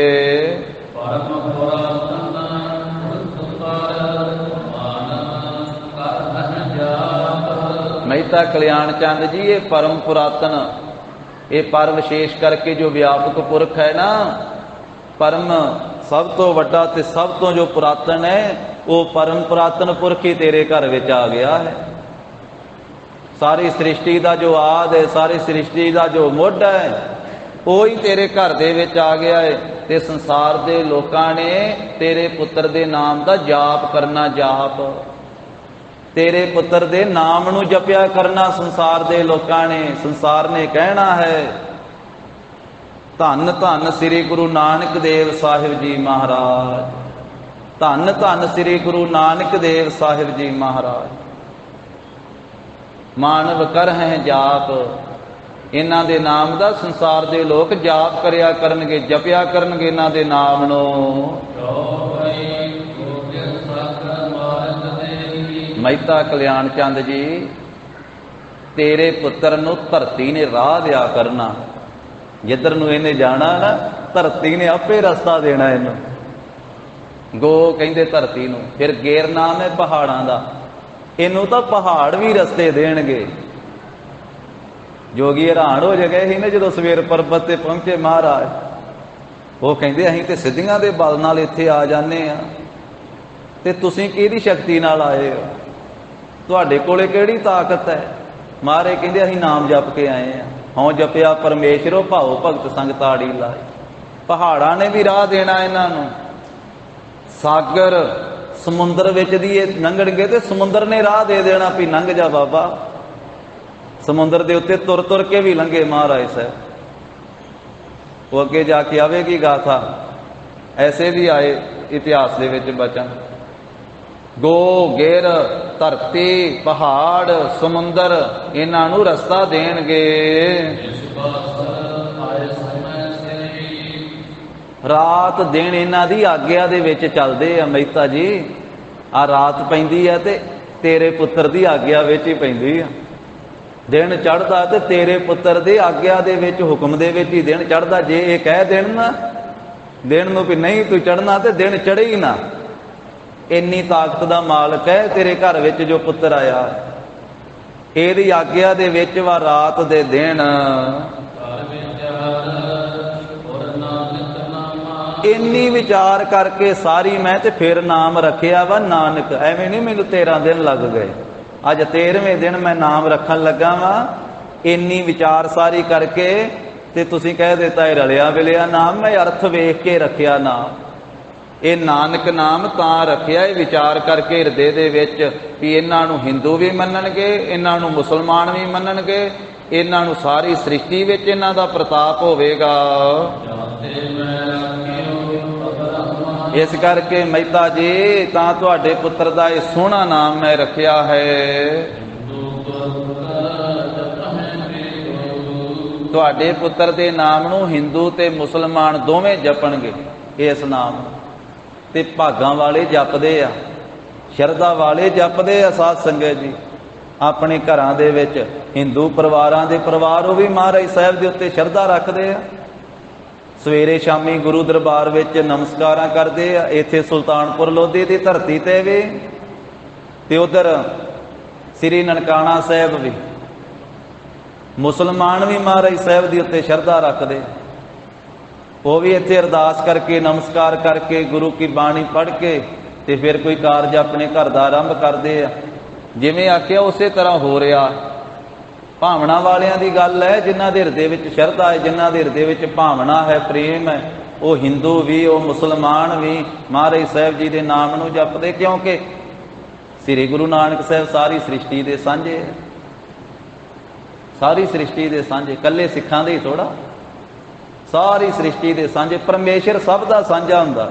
ਗੁਰੂ ਸਾਹਿਬ ਪਰਮੇਸ਼ਰ ਹੈ ਨਾ। ਗੁਰ ਪਰਮੇਸ਼ਰ ਏਕੋ ਜਾਨ ਨਾਨਕ ਸੋਧੇ ਸਿਮਰਿਤ ਵੇਦ ਪਾਰ ਬ੍ਰਹਮ ਗੁਰ ਨਾਹੀ ਭੇਦ। ਇਹ ਤਾਂ ਪਰਮੇਸ਼ਰ ਆਪ ਹੈ। ਪਰਮੇਸ਼ਰ ਦੀ ਹਰੇਕ ਵਸਤੂ ਸਾਂਝੀ ਹੈ ਸਾਧ ਸੰਗਤ ਜੀ। ਪਰਮੇਸ਼ਰ ਵਾਹਿਗੁਰੂ ਨੇ ਸੂਰਜ ਪੈਦਾ ਕੀਤਾ, ਕਰਦਾ ਕਿਸੇ ਨਾਲ ਵਿਤਕਰਾ। ਚੰਦ ਪੈਦਾ ਕੀਤਾ, ਕਰਦਾ ਵਿਤਕਰਾ। 5 ਤੱਤ ਪੈਦਾ ਕੀਤੇ, ਪਾਣੀ ਕਰਦਾ ਕਿਸੇ ਨਾਲ ਵਿਤਕਰਾ। ਉਹ ਕਹਿੰਦਾ ਵਾ ਵੀ ਮੈਨੂੰ ਸਿੱਖ ਪੀਵੇ ਤੇ ਪਿਆਸ ਬੁਝਾਵਾਂਗਾ, ਜੇ ਮੁਸਲਮਾਨ ਪੀ ਲੇ ਤੇ ਮੈਂ ਨਹੀਂ ਪਿਆਸ ਬੁਝਾਉਣੀ, ਜੇ ਹਿੰਦੂ ਨੇ ਪੀ ਲਿਆ ਮੈਨੂੰ ਮੈਂ ਨਹੀਂ ਪਿਆਸ ਬੁਝਾਵਾਂਗਾ। ਉਹ ਨਹੀਂ ਕਿਸੇ ਨਾਲ ਵਿਤਕਰਾ ਕਰਦਾ। ਹਵਾ ਕਰਦੀ ਕਿਸੇ ਨਾਲ ਵਿਤਕਰਾ। ਇੱਕੋ ਜਿਹਾ ਸਾਰਿਆਂ ਨੂੰ ਸਵਾਸ ਜੀਵਨ ਦੇ ਰਹੀ ਹੈ। ਵਿਤਕਰੇ ਤਾਂ ਮਨੁੱਖ ਦੇ ਮਨ ਵਿੱਚ ਹੀ ਪੈ ਗਏ। ਭਰਮ ਕਰਕੇ ਪੈ ਗਏ, ਭਟਕਣਾ ਕਰਕੇ ਪੈ ਗਏ, ਭੁਲੇਖੇ ਕਰਕੇ ਪੈ ਗਏ। ਪਰ ਗੁਰੂ ਪਰਮੇਸ਼ਰ ਸਾਰੀ ਸ੍ਰਿਸ਼ਟੀ ਦਾ ਸਾਂਝਾ ਹੈ। ਸਾਰਿਆਂ ਦਾ ਭਲਾ ਕਰਨ ਵਾਸਤੇ, ਸਾਰਿਆਂ ਨੂੰ ਉਪਦੇਸ਼ ਦੇਣ ਵਾਸਤੇ ਮਹਾਰਾਜ ਸਾਹਿਬ ਜੀ ਆਏ। ਇਸੇ ਕਰਕੇ ਬਾਣੀ ਵਿੱਚ ਇਹ ਬਚਨ ਆਉਂਦੇ ਨਾ, ਤੂੰ ਸਾਂਝਾ ਸਾਹਿਬ ਬਾਪ ਹਮਾਰਾ, ਨੌਨਿਤ ਤੇਰਾ ਖੁੱਟ ਭੰਡਾਰਾ। ਤਾਂ ਹੀ ਇਹ ਆਵਾਜ਼ ਆਉਂਦੀ ਨਾ, ਅਵਲ ਅੱਲਹ ਨੂਰ ਉਪਾਇਆ ਕੁਦਰਤ ਕੇ ਸਭ ਬੰਦੇ, ਏਕ ਨੂਰ ਤੇ ਸਭ ਜਗ ਉਪਜਿਆ, ਕੌਣ ਭਲੇ ਕੋ ਮੰਦੇ। ਸਭ ਜਗ ਆਖਿਆ, ਇੱਕ ਪਾਸੇ ਦੀ ਗੱਲ ਨਹੀਂ ਕੀਤੀ। ਏਕ ਨੂਰ ਤੇ ਸਭ ਜਗ ਉਪਜਿਆ। ਹੁਣ ਸਾਰੇ ਜਗ ਵਿੱਚ ਜੋ ਜੋ ਪੈਦਾ ਹੋਇਆ ਉਹ ਸਾਰਾ ਹੀ ਇੱਕ ਨੂਰ ਤੋਂ ਪੈਦਾ ਹੋਇਆ। ਫਿਰ ਮਹਾਰਾਜ ਸਾਹਿਬ ਜੀ ਨੇ ਇੱਥੋਂ ਇਹ ਵੀ ਆਵਾਜ਼ ਦਿੱਤੀ ਕਿ ਖੱਤਰੀ ਬ੍ਰਾਹਮਣ ਸੂਦ ਵੈਸ, ਉਪਦੇਸ਼ ਚਹੁ ਵਰਨਾ ਕਉ ਸਾਂਝਾ, ਗੁਰਮੁਖ ਨਾਮ ਜਪੈ ਉਧਰੈ ਸੋ ਕਲ ਮਹਿ, ਘਟ ਘਟ ਨਾਨਕ ਮਾਝਾ। ਪੰਡਤ ਜੀ ਕਹਿੰਦੇ ਆ ਕਿ ਮਹਿਤਾ ਜੀ ਹਿੰਦੂ ਵੀ ਮੁਸਲਮਾਨ ਵੀ ਦੋਵੇਂ ਜਾਪ ਕਰਨਗੇ ਇਹਨਾਂ ਦਾ। ਤਾਂ ਮੈਂ ਇਹ ਸਾਂਝਾ ਨਾਮ ਰੱਖਿਆ ਹੈ। ਜਿਹੜਾ ਤੁਸੀਂ ਕਹਿ ਦਿੱਤਾ ਨਾ ਰਲਿਆ ਮਿਲਿਆ ਨਾਮ ਰੱਖ ਦਿੱਤਾ ਹੈ, दोवां धर्मां वाला। तां कहिंदे सिमरत नाम जिहड़ा है ये जानना करो। ਜਦੋਂ मैं इन्हां दे जन्म दी ਉਹ ਸਾਰੀ ਤਰੀਕ ਲਿਖੀ, ਜਨਮ ਪੱਤਰੀ ਬਣਾਈ ਹੈ, ਉਹਦੇ ਵਿੱਚ ਮੈਨੂੰ ਇਹ ਸਾਰੀਆਂ ਸ਼ੁਭ ਗੱਲਾਂ ਜਿਹੜੀਆਂ ਉਹ ਦਿਸੀਆਂ ਹਨ। ਜੋ ਕੁਝ ਮੈਂ ਵੇਖਿਆ ਹੈ ਆਪਣੀ ਵਿਦਿਆ ਦੇ ਮੁਤਾਬਕ ਉਹ ਸਾਰਾ ਪ੍ਰਗਟ ਕਰਕੇ ਮੈਂ ਕਹਿ ਦਿੱਤਾ ਹੈ। ਇਹ ਬਾਬਾ ਕਾਲੂ ਜੀ, ਮਹਿਤਾ ਕਲਿਆਣ ਚੰਦ ਜੀ, ਇਸ ਗੱਲ ਵਿੱਚ ਕੋਈ ਝੂਠ ਨਾ ਜਾਣੀਏ, ਇਹ ਮੈਂ ਸੱਚ ਕਹਿ ਰਿਹਾ ਹਾਂ। ਜੋ ਕੁਝ ਕਿਹਾ ਮੈਂ ਸੱਚ ਕਿਹਾ ਤੇ ਇਸੇ ਤਰ੍ਹਾਂ ਹੋਵੇਗਾ, ਇਹਦੇ ਤੇ ਨਿਸ਼ਚਾ ਕਰੋ, ਇਹ ਨਿਸ਼ਚੇਵਾਚਕ ਹੋਵੇਗਾ। ਪਿੱਛੇ ਮੈਂ ਸਾਰੇ ਕਹਿੰਦੇ ਵੀ ਵਾਰਤਕ ਦੇ ਵਿੱਚ ਤਾਂ ਅਰਥ ਸੁਣਾ ਹੀ ਦਿੱਤੇ ਆ ਵੀ ਇਹ ਸਭ ਤੋਂ ਮਹਾਨ ਵਾ, ਇਹਨਾਂ ਦੀ ਸਾਰੇ ਪਾਸੇ ਜੈ ਜੈਕਾਰ ਹੋਣੀ, ਇਹਨਾਂ ਦਾ ਪ੍ਰਤਾਪ ਚਾਰ ਚਫੇਰੇ ਹੋਵੇਗਾ, ਦਸਾਂ ਦਿਸ਼ਾਵਾਂ ਵਿੱਚ ਹੋਵੇਗਾ। ਪਰ ਹੋਰ ਵੀ ਅਰਥ ਕਹਿੰਦੇ ਵੀ ਮੈਂ ਕਰਕੇ ਸੁਣਾਉਂਦਾ ਹਾਂ। ਜੋ ਨਾਨਕ ਨਾਮ ਹੈ ਇਹਦੇ ਅਰਥ ਸੁਣਨਾ ਕਰੀਏ। ਇਹ ਪਰਮ ਬਰਨਵਾ, ਇਹ ਸ੍ਰੇਸ਼ਟ ਅੱਖਰ ਹਨ, ਬਰ ਸ੍ਰੇਸ਼ਟ ਮਹਾਨ ਅੱਖਰ, ਇਹਨਾਂ ਨੂੰ ਹਿਰਦੇ ਵਿੱਚ ਵਿਚਾਰਨਾ ਕਰੀਏ।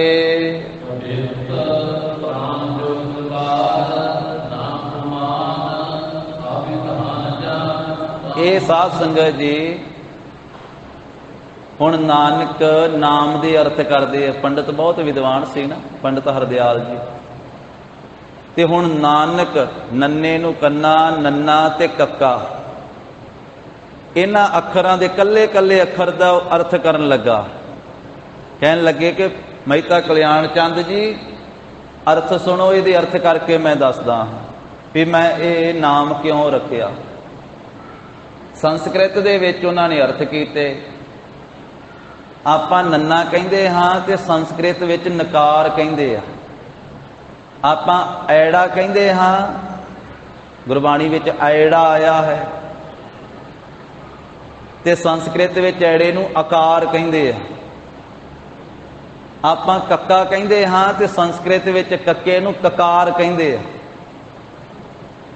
ਹੁਣ ਉਹ ਸੰਸਕ੍ਰਿਤ ਪੜ੍ਹਿਆ ਸੀ ਪੰਡਤ ਹਰਦਿਆਲ, ਉਹਨੇ ਸੰਸਕ੍ਰਿਤ ਲਹਿਜੇ ਦੇ ਮੁਤਾਬਕ ਕੁਝ ਅਰਥ ਕਰਕੇ ਦਿੱਤੇ। ਕਹਿਣ ਲੱਗੇ ਪ੍ਰਾਕ ਜੋ ਨਕਾਰ ਨਾ ਪੁਮਾਨ ਆ ਵਿਧਾਨ ਜਾਨ।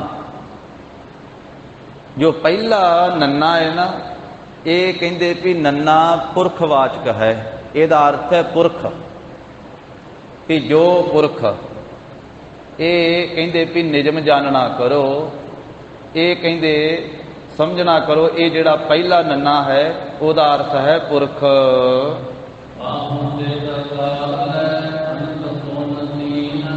ਤੇ ਉਹਨੂੰ ਜਿਹੜਾ ਲੱਗਾ ਇਹ ਕੰਨਾ, ਉਹਦੇ ਵਿੱਚੋਂ ਲਿਆ ਆਕਾਰ, ਆਕਾਰ ਤੋਂ ਭਾਵ ਐੜਾ, ਤੇ ਬਣ ਗਿਆ ਅਨਕ।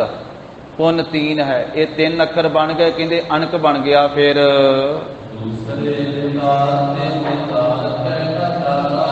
ਫਿਰ ਜਿਹੜਾ ਦੂਸਰਾ ਨੰਨਾ ਹੈ, ਨਕਾਰ ਕਹੀਏ ਨੰਨਾ, ਦੂਸਰੇ ਨਕਾਰ ਦੇ ਵਿੱਚੋਂ ਨਿਕਾਰ ਕਹੀਏ ਕੱਢ ਕਰਕੇ ਐੜਾ।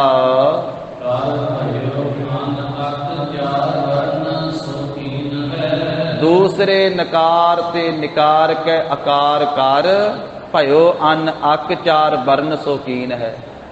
ਕਹਿੰਦੇ ਕਿ ਫਿਰ ਬਣ ਗਿਆ ਹੈ ਆਕਾਰ, ਤੇ ਇਹ ਬਣ ਗਿਆ ਅਨਕ ਤੋਂ ਅਨ ਅਕ, ਇਹ ਚਾਰ ਵਰਨ ਹੋ ਗਏ, ਚਾਰ ਅੱਖਰ ਹੋ ਗਏ। ਜਗਤ ਮੱਧ, ਕਹਿੰਦੇ ਅੱਕ ਨਾਮ ਜਿਹੜਾ ਇਹ ਦੁੱਖ ਦਾ ਹੈ, ਤੇ ਇਹ ਸੰਸਾਰ ਦੇ ਵਿੱਚ ਪ੍ਰਗਟ ਹੀ ਹੈ ਵੀ ਅੱਕ ਜਿਹੜਾ ਹੈ ਇਹ ਦੁੱਖ ਨੂੰ ਕਿਹਾ ਜਾਂਦਾ ਹੈ।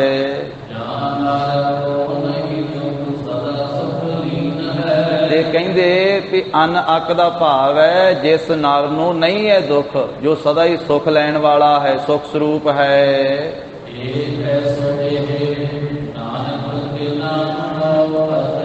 ਐਸੇ ਇਹ ਨਾਨਕ ਨਾਮ ਦੇ ਅਰਥ ਜਾਣਨਾ ਕਰੋ।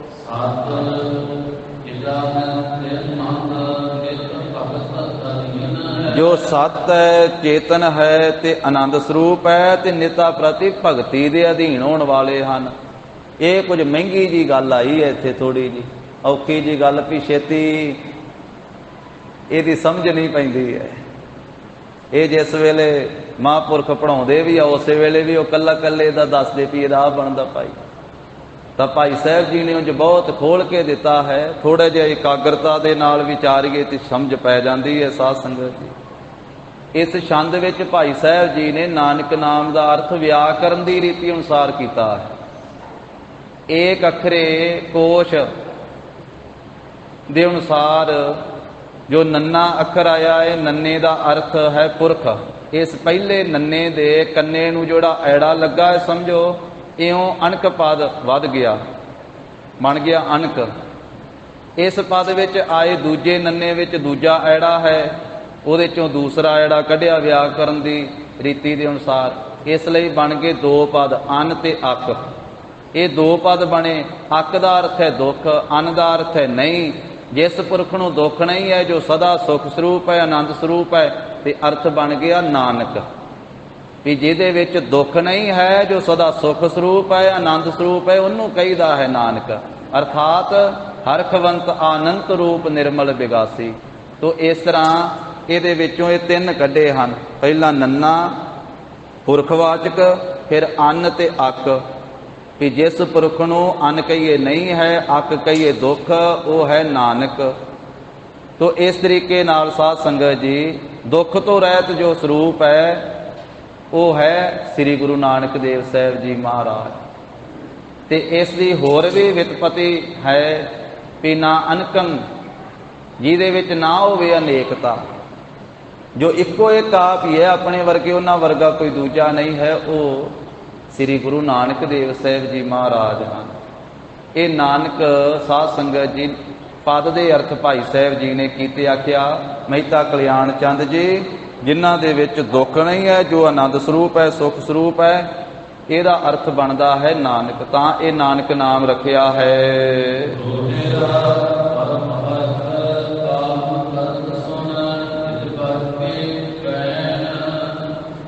पंडित हरदयाल जी दे ये शोभा वाले बोल सुन करके ना, ये बचन सुन करके मेहता कल्याण चंद जी बहुत ज़्यादा खुशी दे विच हो गए।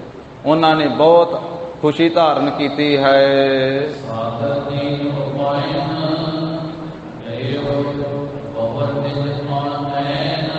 बहुत सत्कार किया पंडित हरदयाल जी का। उन्होंने सत्कार दे नाल भेटा दित्तियां ते माया दिती, भेटा दिती, ते ओ फिर इस तरह ये भेटा लै करके मेहता कल्याण चंद जी के पासों ते अपने घर नूं चले गए। ते जांदियां होइयां भी वो महाराज साहब जी की शोभा नूं हिरदे विच विचारदे जांदे आ कि कदों ये वड्डे होणगे, कदों बोलन लगणगे, कदों फिर मैं इन्हां दे बचन सुणांगा, किवें निहाल होवांगा। वो किवें राह विच विचारदे जांदे, वो कल दे दीवान विच अगली गाथा आवेगी। होइयां भुल्लां चुक्कां दी सतगुरु जी गुर संगत जी खिमा देनी। देहो सज्जण असीस अड़ियां ज्यों होवै साहिब स्यों मेल। वाहिगुरु वाहिगुरु वाहिगुरु वाहिगुरु वाहिगुरु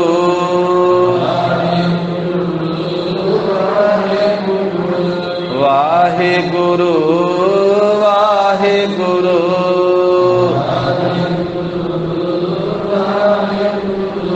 वाहिगुरु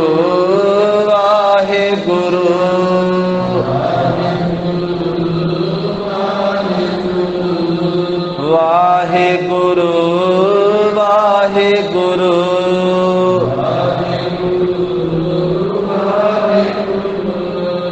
साध संगत जी एक मिनट वास्ते सब माई भाई हाजरी लाओ जी। गुरमंत्र जपो। ये सतगुरु धन श्री गुरु नानक देव साहब जी ने सानू बख्शिया है। वाहिगुरु वाहिगुरु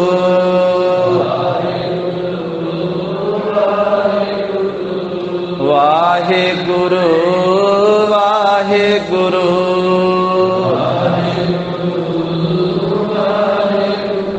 वाहिगुरु वाहिगुरु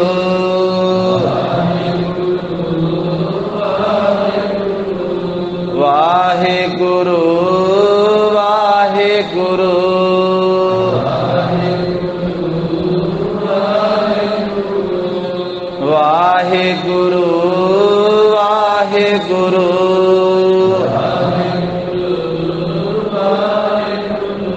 ਵਾਹਿਗੁਰੂ ਵਾਹਿਗੁਰੂ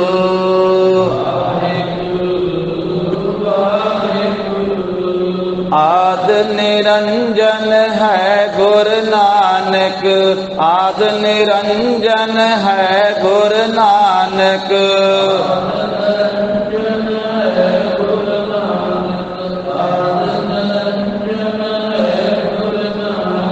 ਧਾਰਿਕ ਮੂਰਤ ਹੈ ਜਗ ਆਇਓ, ਧਾਰਿਕ ਮੂਰਤ ਹੈ ਜਗ ਆਇਓ।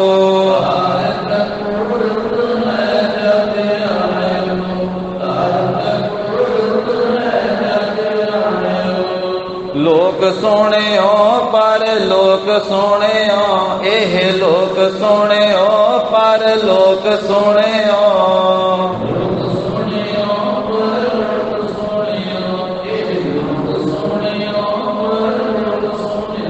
ਬਿਦ ਲੋਕ ਸੋਹਣਿਓ ਸਭ ਦਰਸ਼ਨ ਪਾਇਓ, ਬਿਦ ਲੋਕ ਸੋਹਣਿਓ ਸਭ ਦਰਸ਼ਨ ਪਾਇਓ।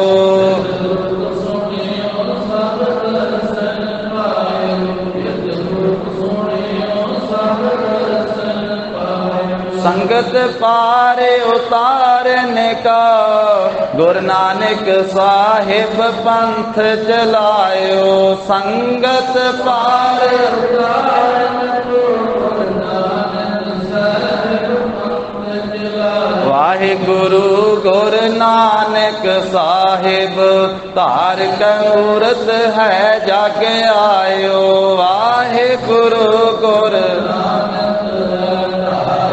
ਮੂਰਤ ਹੈ ਜਗ ਆਇਓ। हे गोविंद हे गोपाल हे दयाल लाल, प्राणनाथ अनाथ सखे दीन दर्द निवार। हे समरथ अगम पूरन मोह मया धार, अंधकूप महाभयान नानक पार उतार। आए प्रभ शरणागति कृपा नित, एक अक्षर हर मन बसत नानक होत निहाल। कथा निता प्रत होत है सुन हो सिंह सुजान। नानक गुर गोबिंद सिंह जी सदा करे, नानक गुर गोबिंद सिंह जी सदा करे कल्याण। वाहिगुरु जी का खालसा वाहिगुरु जी की फतेह। सत श्री अकाल। वाहिगुरु जी का खालसा वाहिगुरु जी की फतेह।